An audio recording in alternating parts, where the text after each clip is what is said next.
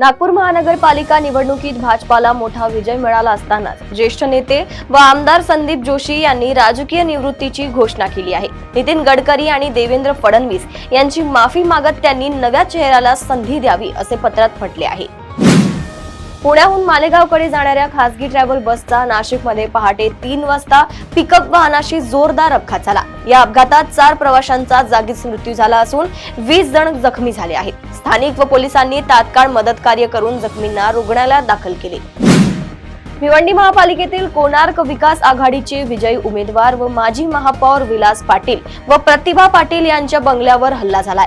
हल्ल्याचा आरोप भाजपा आमदार महेश चौगुले यांचे पुत्र मीत चौगुले व समर्थकांवर करण्यात आलाय। अलिबाग रेवस राज्य मार्गावर शुक्रवारी सायंकाळी झालेल्या भीषण अपघातात 13 वर्षीय मुलीचा मृत्यू झाला असून एकाच कुटुंबातील 3 जण गंभीर जखमी झाले आहेत। हा अपघात कनकेश्वर पाटा ते चौंडी दरम्यान लायन्स हॉस्पिटल जवळ घडला। जिल्हा परिषद निवडणुकीच्या पार्श्वभूमीवर राष्ट्रवादी एकत्र येण्याच्या चर्चांना आमदार उत्तम जानकर यांनी छेद दिला आहे। अजित पवार सत्तेतून बाहेर पडल्याशिवाय एकत्र येणे शक्य नसल्याचे सांगत त्यांनी तीव्र टीका केली आहे। या विधानामुळे सोलापूर जिल्ह्यात शरद पवार गटात मतभेद स्पष्ट झाले आहेत। परभणी जिल्ह्यातील मानवत तालुक्यातील हमदापूर गावात 10वीत शिकणाऱ्या अल्पवयीन मुलीची छेडछाड झाल्यानंतर तिच्या कुटुंबावर आरोपीने साथीदारांसह प्राणघातक हल्ला केल्याची धक्कादायक घटना घडली आहे। मालेगाव महापालिका निवडणूक निकालानंतर शहराच्या राजकारणात हालचालींना वेग आलाय। इस्लाम पार्टी व समाजवादी पार्टीच्या मालेगाव सेक्युलर फ्रंटने सत्ता स्थापनेसाठी आवश्यक 43 जागांचा आकडा गाठण्याच्या दृष्टीने प्रयत्न सुरू केले आहेत।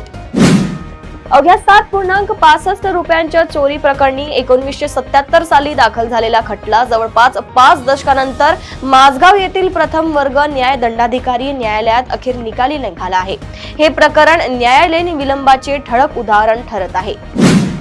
महाराष्ट्रातील 17.29 लाख शेतकऱ्यांच्या 26,658.77 कोटी रुपयांच्या थकीत कर्जाची पुनर्रचना करण्यासाठी केंद्र सरकारने खाती निश्चित केली आहेत। सदस्य बँकांनी या संदर्भात महाराष्ट्र राज्यस्तरीय बँकर समितीला आधीच माहिती दिली आहे। महापालिका निवडणुकीत अजित पवार व शरद पवार गट एकत्र आले तरी भाजपाचा विजय रोखला आला नाही। आता येत्या जिल्हा परिषद व पंचायत समिती निवडणुका एकत्र लढण्याबाबत हालचाली सुरू असून उद्या सर्वोच्च न्यायालयात पक्षाच्या चिन्हावर महत्त्वाची सुनावणी होणार आहे।